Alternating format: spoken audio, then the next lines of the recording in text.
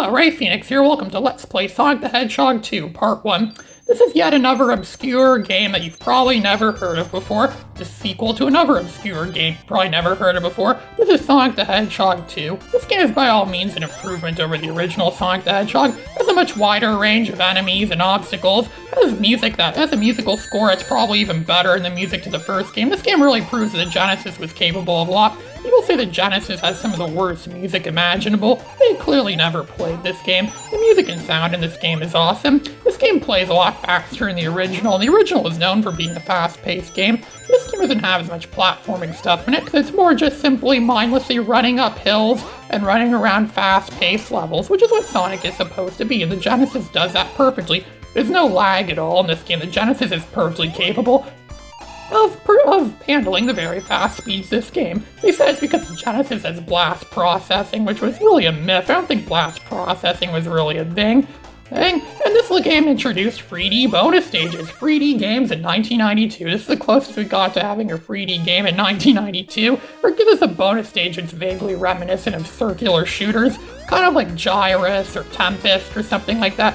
We could play as Sonic and his new sidekick Tails. Yeah, that's Sonic's sidekick Tails is with him in this game. He's a new character they introduced in this game.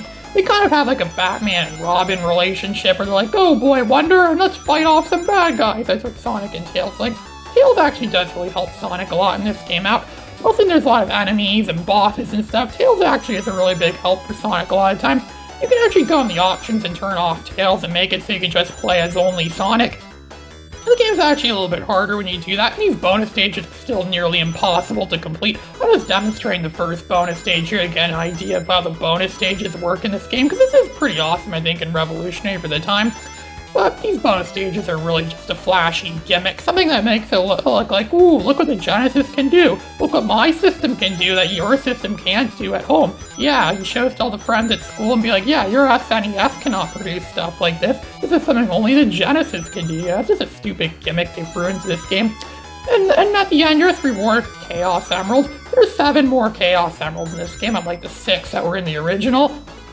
And they only really serve one purpose in this game. If Sonic gets all 7, Sonic can go into like Super Sonic where he becomes invincible and just uses up rings as like ammunition or something like that.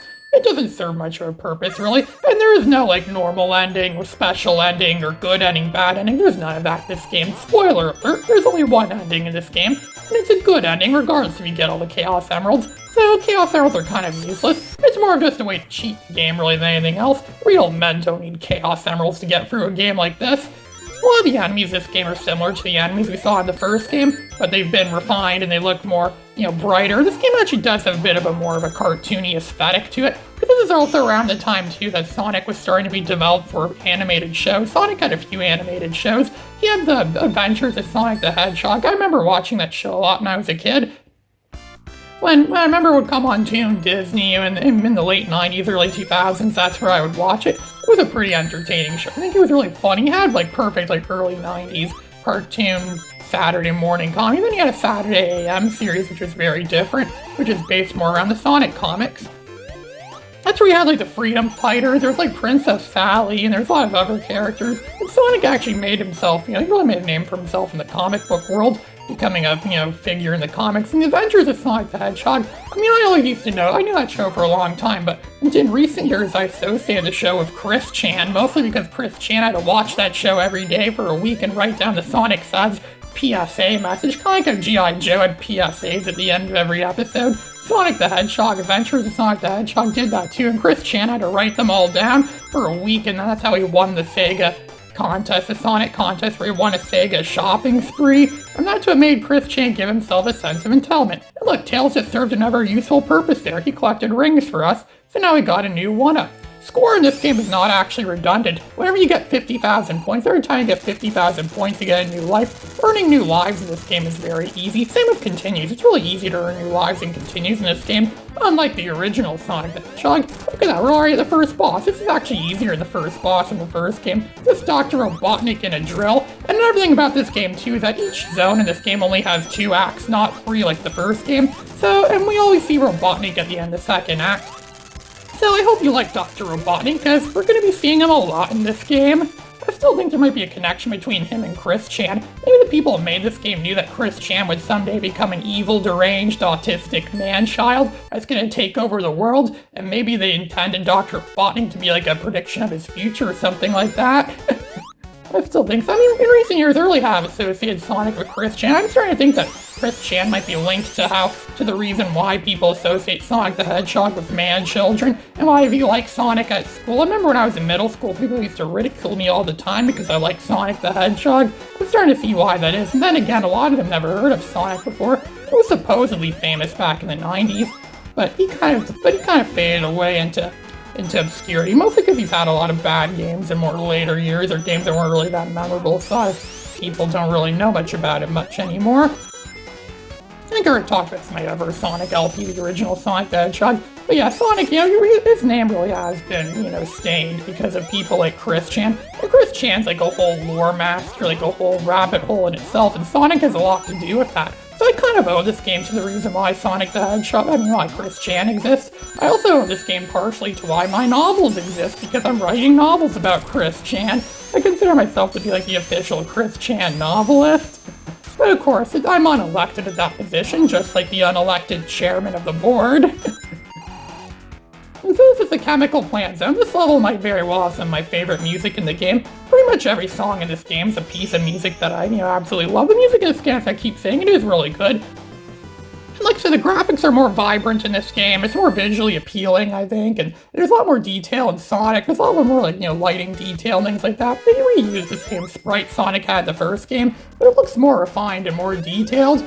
There's also a Sega Master System version of this game and a Game Gear version of this game, which is nowhere near as good as this. It's kind of weird. You play as only Sonic and you have to rescue Tails, and you get no rings for the boss fights. I never really got to make it far in that version. I only know about it because this Game Gear version was on the Sonic Gems collection for the GameCube, which was released only on GameCube in North America, the Sonic Gems collection. I actually kind of did make videos about that a long time ago. Remember back in my pre-antiquity days on YouTube, I would make videos where I'd play through Sonic CD a bit, and I'd play like Sonic the Fighters and Sonic R, and I was really impressed with how those turned out. I used my ZT phone from 2015 to record those, and they actually turned out really good. I'm quite impressed with that, actually. I still am to this very day.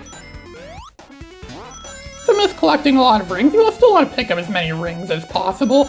And rings at the end of the level actually do add to your score, not directly as you play for levels. And everything, because you get a new 1-up every time you get 50,000 points, I recommend destroying every enemy you come across, because enemies give you score, and the more score you have, the more lives you'll earn. So I guess that's why you kill every enemy that you see. You see an enemy, destroy it. There's no peacemakers in this game. There's no point of being a peacekeeper. Score was completely redundant in the original Sonic the Hedgehog, just like in the original Mega Man. Score did absolutely nothing. But at least they gave it a purpose in this game, which I'm glad they did that. I think this is by far my favorite Sonic game ever. Not just like classic Sonic game, just like out of all the Sonic games ever made, this is by far the best one. And oh, look what they're doing now. Remember the grape juice from the Scrap Brain Zone in the first game? It's come back, and look, it's flooding this level right now. This level's being flooded with grape juice. There's Dr. Robotnik must really love grape juice. Some grape juice store must have had like a blowout sale on grape juice so he could just flood his levels. What does Dr. Robotnik have with flooding levels of grape juice? This part also reminds me a little bit of one of the Quark vid comics from Ratchet and Clank Up Your Arsenal, where you play as Captain Quark in levels that are kind of like Mega Man or Sonic. And I remember there was one episode there where it was kind of like this. There's like liquid flowing up to the top, and you have to climb up and don't drown in the poisonous toxic liquid. Because Sonic is of course gonna drown up grape juice, and again, he drowns over time water, which makes sense. He's not a fish, he doesn't have gills, of course he's gonna drown over time. And this level is almost a little bit like the Labyrinth Zone, a little bit. Not the Labyrinth Zone, but it's a little bit like, I imagine if the Labyrinth Zone wasn't as evil, it would be something like this. It was more about speed. It would be something like this. This game doesn't have as much strategy involved in it. A lot of it's just simply mindlessly running through levels. There isn't as much platforming strategy in this game. And how did I not get hit there? This Dr. Robotnik could be a complete menace, this boss. But of course, if you have Tails, you can destroy him easy. All the bosses in this game can only be all you've destroyed in 8 hits, except for the final boss at the end. but every boss in this game is pretty much a pushover, especially if you know how to exploit them, which thankfully, I know how to exploit all the bosses in this game, especially when you have tails on your side, it's even easier. Just won a new 1-up right there. And look, we want to continue. That's how easy it is to win continues in this game. The original Sonic the Hedgehog was kind of stingy of winning continues. You can only win them if you get like 50 rings in the bonus stages. At this time around, it's much easier to win continues in this game. I don't even know if you have continues in this game from the start or not. And how would I know? Because I never get game overs when I play this game. So I'm just that good at this game. I'm pretty much the Sonic master. I'm a master at this game. I've been playing this game for years. I have tons of fond nostalgic memories of playing this game. I also was reintroduced to this game in 2009 when I got the Sonic Mega Collection Plus for the PS2. I played this on it a lot along with the original Sonic the Hedgehog. I was playing this game a lot around the same time. I'd be watching the Star Wars movies and playing Star Wars Battlefront 2 a lot of the time, and being introduced to the original Star Wars Battlefront 2 only for watching videos. It'll still be years before I get the original Star Wars Battlefront, so I mostly just knew about it from watching YouTube videos on it. And the first version of Battlefront 2 I ever got was a PSP version. My mom's like, oh, you have this game now on your PSP, so why do you still watch it on YouTube? The PSP version's a scam, because the PC and PS2 versions have way more than what the PSP version has.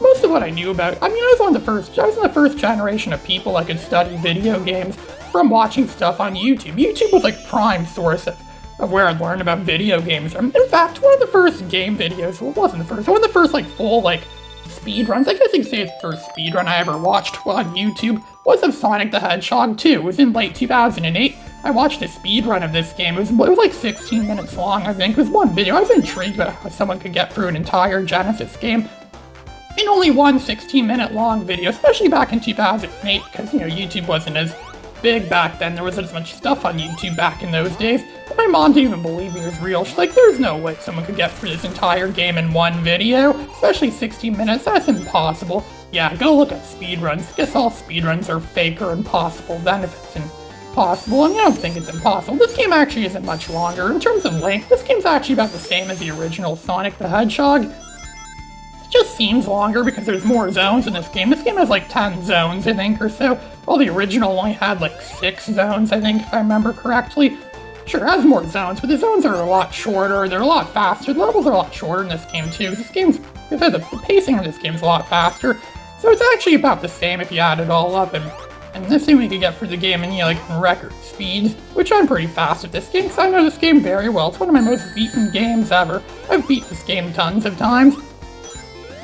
And this game pretty much is in a lot of ways, well, not exactly a carbon copy of the original. It just takes what the original was. This game does what any game sequel should do. It takes exactly what the original game was and expands on it. It improves upon what it is. It took what did good and it added more of what it did good. That's a basic premise to make a good game sequel. A lot of game sequels, I don't know about game sequels in general, but I know a lot of them do still like them. That's why a lot of game sequels actually are better than originals. Games are not like movies.